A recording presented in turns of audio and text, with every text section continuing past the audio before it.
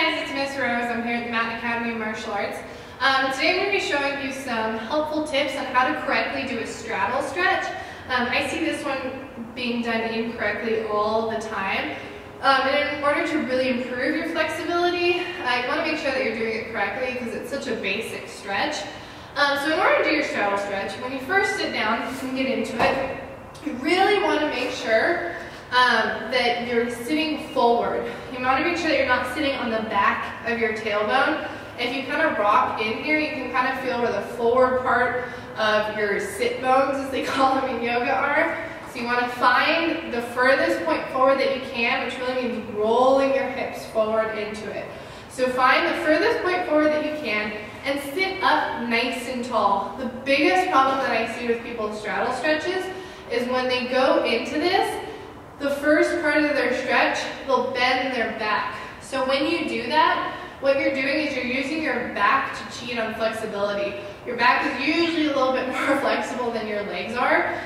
So when you bend your back, you can reach forward farther than you can when you keep a straight back. So when you do this stretch, make sure that your stretch doesn't look like this, because you can come forward farther, but you're not getting as good of a stretch. So sit up nice and tall, sit into it. If you really want to get a good stretch, what you can do, put one hand in front, one hand behind, and sit forward into it. From there, roll your shoulders back, sit up nice and tall, shoulders back all the way, and reach out and come forward, okay? You want to be bending at the waist, not at the back, okay? So pretend you have joints in your hips, and you're bringing your body forward on those joints, okay? So keep your body straight as far as you can into this and hold it. Some people can get to here with the bent back. Some people can get all the way to the floor with a bent back. That's great. What your real measure of flexibility is how far forward you can come with a straight back. If you're only able to come to right here with a straight back, that's totally fine. It's better to get a better stretch with a straight back than it is to come down with a bent back every time. So make sure you're sitting up nice and tall, you've got that good stretch going, and from there you can go to your variations of the straddle stretch. When you're reaching to the side, there's two ways to do that. You can either bring your arm over and bend that way to the side. When you do that, you either put one hand down to support or bring it in as you do this. You see dancers doing this a lot. Make sure that as you do this, you're not hunching your body in like this. You want to keep your chest up and out and look up towards the ceiling as you do this. This is going to keep your body nice and long as you come over and into the stretch, okay? So keep your shoulders back, head up. The other variation to do on that is put one hand on either side of your leg and with a straight back, come down over that foot or that leg.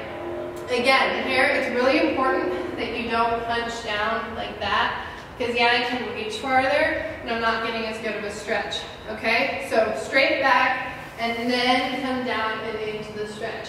Your back is obviously going to bend a little bit here, but as long as you're keeping your shoulders back and head up and keeping a nice long line in your torso, you'll still be getting a good stretch. So that's your basic variations of the straddle stance, or the straddle stretch, either center or the sides. Another way to stretch your straddle is to do the stretch against a wall. So when you do this, make sure that your inner thighs are nice and strong. If you have pain in your knees while you're doing this stretch, stop and do your basic seated straddle stretch. That probably means that you need to strengthen the inside of your legs, and you're just not ready for this stretch. It is kind of advanced. Make sure that you do it slowly.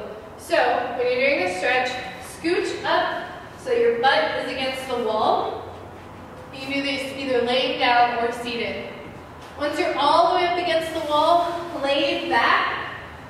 Hands either out at the sides, support you, or down to support your thighs. If you're less advanced, you're probably going to want them on either side of your thighs to help support you.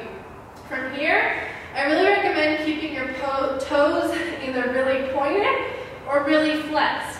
Either way, just make sure that you're engaging your muscles. You don't want to be flopping your legs out as you do this. That's how you hurt yourself. So either pointed or flexed, and bring them out to the side. As you do this, it's important to make sure that your knees are pointing towards the opposite wall. So bring them out to the side. You can hold this for about 10 seconds, give or take. Relax, breathe in, and then try and go a little bit further. For a really advanced version of this stretch, sit up either on your forearms or all the way up on your arms and push into the wall. Here it's going to be really hard to keep your back straight, especially if you're not that flexible. So just work on slowly being able to get your back up straight and look straight at the wall. So when you're doing that stretch, really make sure that you're engaging your toes, make sure that you're engaging your whole legs by either flexing or pointing. That'll help keep you safe while you're doing that stretch. So just remember, flexibility training is slow, relax, breathe into it, and take your time.